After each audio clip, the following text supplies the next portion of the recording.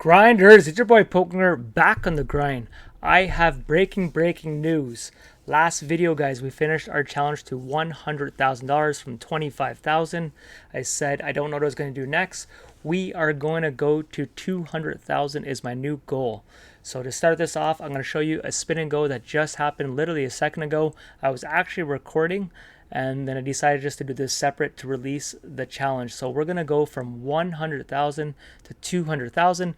We had a head start if you watched our last video, because we finished the last video just over 101,000, and I've had a very good week. So I'm gonna give you a full update on the bankroll.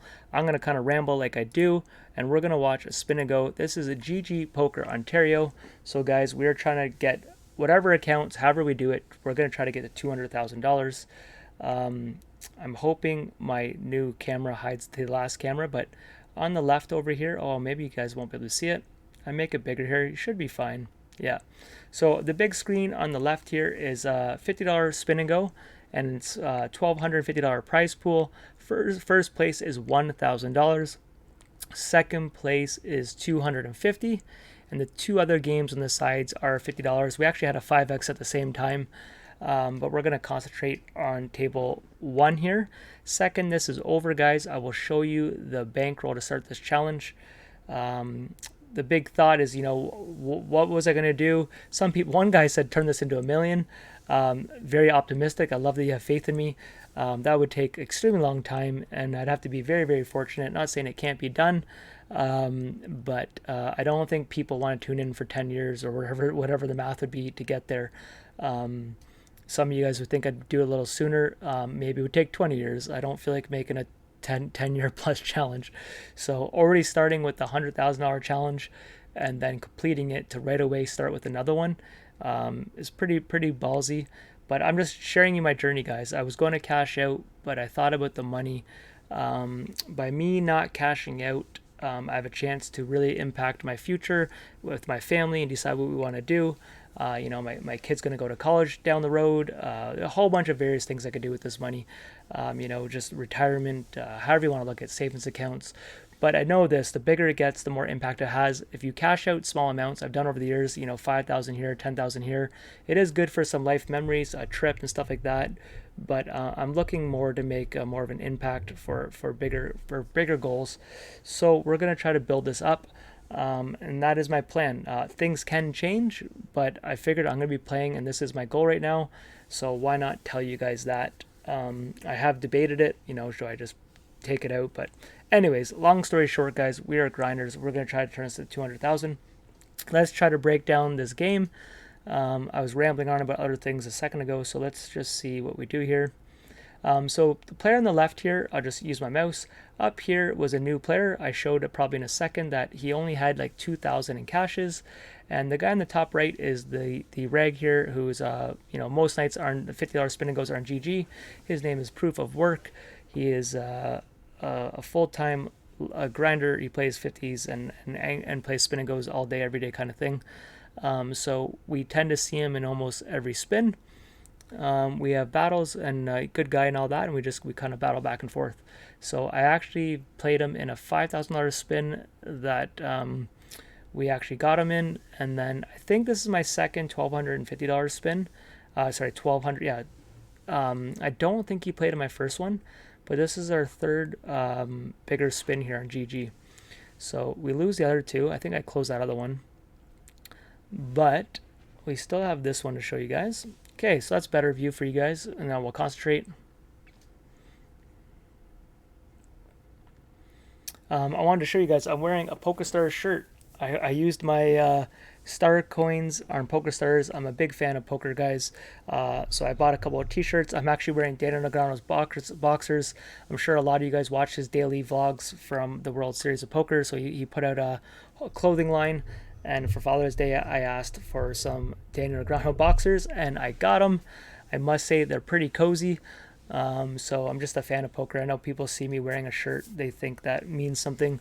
It's literally anyone can buy it. It doesn't mean I'm a team pro or anything like that. It'd be my dream, but it's literally just a t-shirt I went online and just bought with the coins I had from playing.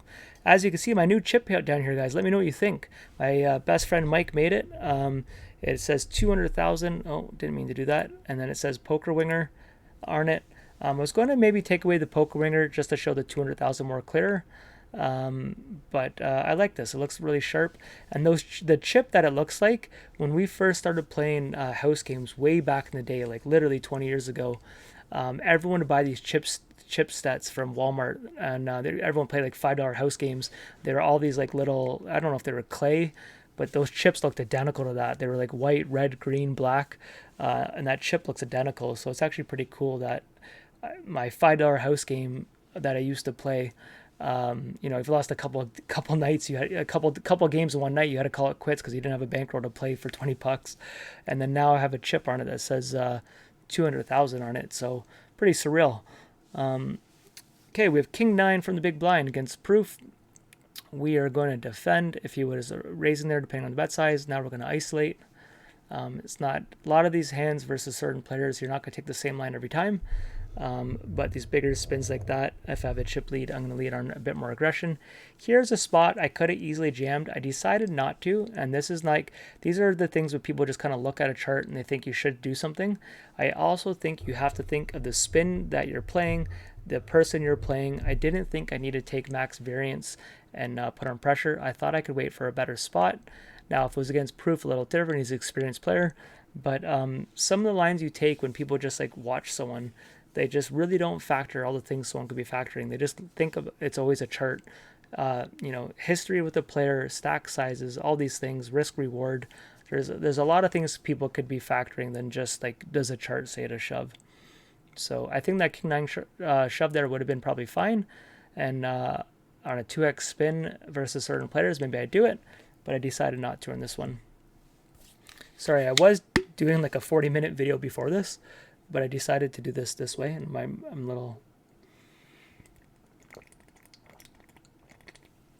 little tired of talking. I decided, guys, to limp with the 5-3, and we get top pair with open end. A little risky here because there's going to be a lot of check raises here, especially if you have a combo draw. But even if he had like Queen 6 and the Queen of Spades, and like a 6 there with 2 overcards, chance of a straight flush and all that, you will get a lot of check raises on those boards. But with top pair, and we still have some outs if we were beat, I was pretty happy to bet that up. Here I decided to get out of there, guys. Queen 2, it's like you're folding top pair, but what are you doing? My spider senses said we need to get out of here. Let's see what happens. Proof calls, and it is flush versus 2 pair. So we laid down top pair, and it was a good thing we did. And now, second this was over, I was happy because now I'm playing a new player and a bigger spin who just happens to have a bit of a chip lead on us. Right away jams it, and we lay it down. But obviously you want to play the more inexperienced players, and I was happy to get him heads up, especially that we were pretty much equal in chips. So like I said, after this, we'll add up the bankroll, guys. We came 5th in another daily 500 last night for a few $1,000s. On Sunday, since this challenge, we came in 4th place in a big $500 tournament. It was like a $50,000 prize pool. I was very not happy the way we had a chance to win it. I did get it behind in a couple spots, but I took more bad beats than I gave. And then the players that were down to the last couple just weren't your typical regs. So it was a really good spot to be in. But I still had a good payday. But first place was just under $10,000, but I bought in twice. So I could have made about $9,000 that night on that one tournament. And based on our chips and final table, it's a dream spot. Here, guys, we have Ace King crushed them versus Ace 3 for $1,000. Second place got $250, and we love the flop, love the turn. And just like that, guys, to kick off this new challenge, I wanted to show you guys we won $1,000. So I'm gonna show you guys that. There's elo rating stuff. We're gonna close this, and I want to show you guys the bankroll, guys. Okay, so in GG, let's get the trusty calculator out that we love. $15,183 plus. Let's go to Poker Stars, guys, and we've been killing it. We are at 95022, $95,000 and $22. So guys, just like that, we're at $110,000, $205. So I know it says $100,000 challenge to $200,000, but basically you guys saw me do the last challenge, and I'm calling it 100,000 to 200,000, and we're off to a good start. Will we have downswings? Will the count go up and down? Of course, but it is nice to see that we're still on an upswing, and we can see if we keep it going. During this challenge, guys, I'm going to be doing a whole bunch of other things. We'll have some videos of playing low stakes spins. We can do spin and go ladder. I do want to show you something that GG's putting out soon that's really cool concept. They have these prop bets, and I haven't done one yet, but you can create a challenge where you can see if you want to last longer versus people in a tournament, and then you can bet on it. But if you look over here, they haven't released it yet, but they're going to have something called an ELO challenge that you can create like a prop bet and bet against people to chase your ELO rating. So that'd be for spin and goes, which is directly what we want to do. And then bankroll challenge goals. So I don't know what that's going to be, but that could be really cool if they make you battle someone in a bankroll challenge, whatever that is. So, you know, we have some spins going on. We're going to be playing spins here. PokerStars just finished their own spin and go challenge today. Sorry, they released it the other day. I've already finished it. We got about $200 in rewards here for this. I didn't do a video on it. I was planning to, and then the night I was playing it, I failed some of these, but some of these I won some tickets and all that. It was kind of a strange challenge. I didn't really understand it. I just knew to start playing. I didn't read all the rules, but I was very happy that they finally had a spin and go challenge, because it was many months without a leaderboard or anything. So maybe this is a great sign that they'll start having stuff towards their spin and goes, because they've now changed the layout. So if they start adding more attention to this will make the challenge very enjoyable. Oh, I could show you guys if this pops up. Here is the score I was telling you guys about. So this was the tournament on the weekend. It was $42,000 prize pool. We came in fourth for $4,100, but we did buy in twice, so it was a $3,000 profit. So that was a nice little score. And then last night we did good. So that's the rundown, guys. That's the big news.